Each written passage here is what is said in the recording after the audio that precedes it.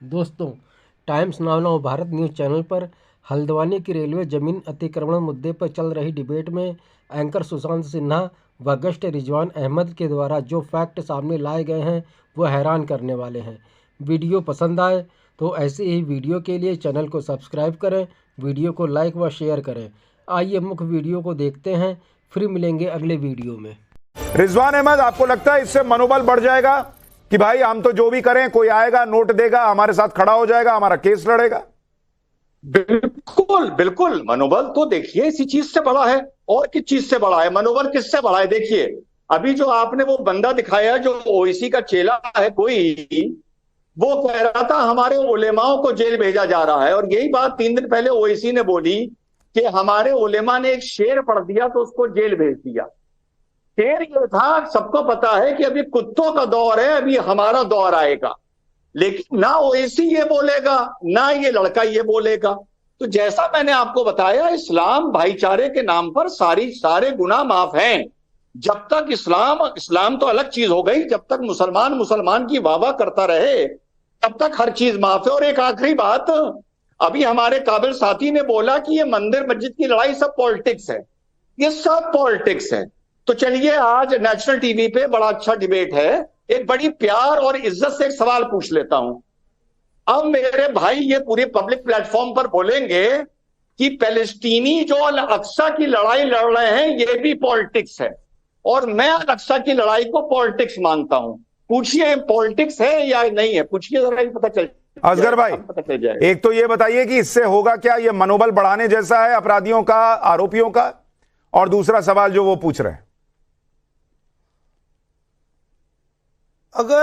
अगर वो आरोपी हैं, अगर वो पैसा गलत नजर से गलत लोगों को बांटा गया, जो गलत लोगों को और बांटा जाएगा तो उससे जरूर उनका मनोबल बढ़ेगा। मैंने पहले ये बात कही है कि ये मुद्दा तफ्तीश का मुद्दा है, इस पे इन्वेस्टिगेशन होना चाहिए कि किसने किसको, किस लिए, कैसे, किस चीज के लिए, किस काम के लिए, किस नजर से, किस नीयत से पैसा बांटा है। ये सब तफ्तीश का मुद्दा है।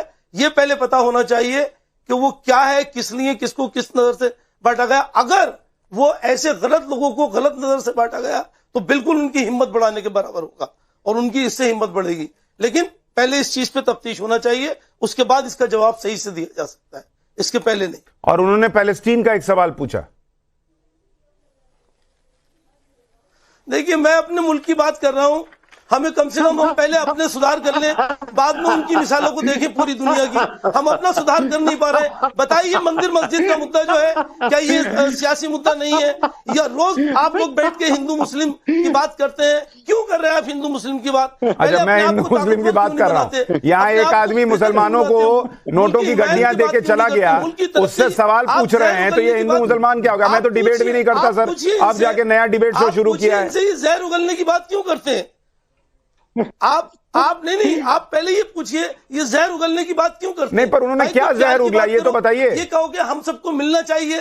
अगर कोई गलत कर रहा है सुशांत भाई, तो उसको क्रिटिसाइज करो कि ये गलत कर रहा है, बिल्कुल ठीक है। हमने भी आपके साथ में, मैंने बिल्कुल ये बात शुरू से कही कि बिल्कुल हिम्मत बढ़ाने की बात है, बिल्कुल गलत है, wrong is wrong, right is right.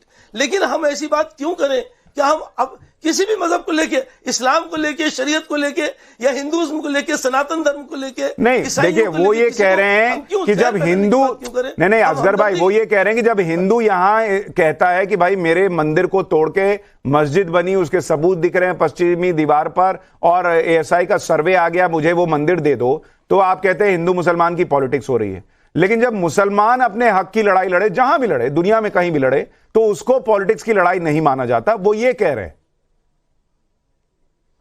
आप देखिए, मुसलमानों से पहले मैं अपनी बात कर लें, हम बाद में करेंगे दूसरों की बात, हम अपनी बात कर लें। आप मुसलमानों से क्या चाहते हैं?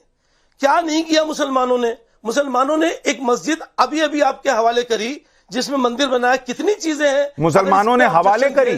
जिस जगह मुसलमानों ने हवाले करी, वहां से, अरे सर, सुप्रीम कोर्ट ने हवाले करी, सुप्रीम कोर्ट में केस चला। आप तो ऐसा कह रहे हैं जैसे केस विड्रॉ कर लिया मुसलमान ने और कहा यह अयोध्या की जमीन ले लो। नहीं, बिल्कुल। उसके बाद भी एक स्टेप था जिसको विड्रॉ कर लिया, एक स्टेप और बाकी था, उसमें रिव्यू डाला जा सकता था, लेकिन मुसलमानों ने कहा नहीं। तो रिव्यू न डाल के उन्होंने एहसान किया, इतने साल केस खिंचा, उसमें जजमेंट आया 5 जजेस का, और आप कह रहे हैं कि भाई उसमें रिव्यू नहीं डाला, ये मुसलमान ने एहसान कर दिया हिंदुओं पर। मुस्लिम ने, अरे सुशांत भाई मुस्लिम ने, जो सुप्रीम कोर्ट ने भी फैसला किया, सुप्रीम कोर्ट ने कहा हम आस्था पे फैसला कर रहे हैं, यहां मंदिर नहीं बना था, जिस जगह आपने मस्जिद तोड़ी है, शहीद की है मस्जिद, वहां से आप 300-400 गज दूर, आप दोनों बात गलत बोल रहे हैं, आप दोनों बात गलत बोल रहे हैं। 300-400 मीटर दूर मंदिर नहीं बना है भाई, मंदिर 300-400 मीटर दूर नहीं बना है। सुप्रीम कोर्ट, और सुप्रीम कोर्ट ने बहुत और बातें कही है, मैं उस पर नहीं जाऊंगा। रिजवान अहमद, मैं 1 मिनट आ रहा हूं। रिजवान अहमद, अब आप देखिए ये बात जो है, ये सुनिए, वो नोट दे रहे हैं, और असगर भाई आप नोट न देकर, ऐसे तर्क देकर फिर आप मुसलमानों को भड़का रहे हैं कि भाई देखिए हमने तो जमीन दे दी अयोध्या के अंदर, लेकिन अब हमसे जो है वो ज्ञानवापी की मांगी जा रही है। देना ये होता है कि आप केस वापस लेते। मुल्क की तरक्की की बात, अरे मुल्क की तरक्की, ये आप केस लड़के हार गए और उसके बाद कह रहे मुल्क की तरक्की के लिए हमने दे दिया। रिजवान भाई बोलिए, फिर मैं अगले सवाल का रुझान बताऊं। देखिए, हमारे असगर भाई ने एक पहली बात का तो जवाब नहीं दिया, उन्होंने कहा हम सिर्फ हिंदुस्तान की बात करेंगे, चलो कोई बात नहीं, जाने दो, मट्टी डालते हैं। अब सुप्रीम कोर्ट पर बात, असगर भाई ने वो ऑर्डर नहीं पढ़ा। असगर भाई को कोई ये बताए कि वो सुप्रीम कोर्ट के ऑर्डर में स्पीकिंग ऑर्डर है कि 2003 का जो एक्सकवेशन हुआ, बाबरी मस्जिद वर्जिन लैंड पर नहीं बनी थी, उसके नीचे मानव निर्मित चीजें निकली जो पर्शियन और इस्लामिक आर्किटेक्चर से जिनका कोई लेना देना नहीं था। और मुस्लिम पक्ष ने कभी भी ये नहीं कहा कि बाबरी मस्जिद के नीचे भी कोई इमारत है। सुप्रीम कोर्ट ने अपने ऑर्डर में रिजवान भाई 1 मिनट, मैं अभी उस जजमेंट पे नहीं जा रहा, लेकिन हमने खुद बाबरी ढांचे के अंदर की तस्वीरें दिखाई थी, और जैसे आपको यहां ज्ञानवापी में सबूत दिखता है, वहां पर भी भर भर के पिलर्स पर हिंदू धर्मों के निशान बने हुए थे। मतलब नीचे क्या था वो तो भूल ही जाइए। जिन पिलर्स पर बाबरी मस्जिद खड़ी थी, वो पिलर्स भी हिंदू मंदिरों के निशान दिखते थे। लेकिन मैं उस पर नहीं जा रहा हूं, मैं उस पर नहीं जा रहा हूं, मैं आज उस पर नहीं हूं, मैं हल्द्वानी पर हूं। नहीं, मैं उस पर नहीं जा रहा हूं। मैं तीसरे सवाल का आपको रुझान दिखाता हूं। 28,000 से ज्यादा वोट पड़ गए हैं, 28,000 से ज्यादा वोट, और वहां पर तीसरे सवाल का रुझान, तीसरे सवाल में हमने पूछा था कि अगर किसी जगह अचानक डेमोग्राफिक चेंज हो रहा है तो वो क्या कहता है। ऑप्शन ए, जिसमें 93% से ज्यादा लोगों ने वोट किया है, वो ऑप्शन ए जो है वो ये कहता है कि भाई अगर अचानक डेमोग्राफिक चेंज हो रहा है तो वो साजिशन आबादी बढ़ाने के संकेत लग रहे हैं।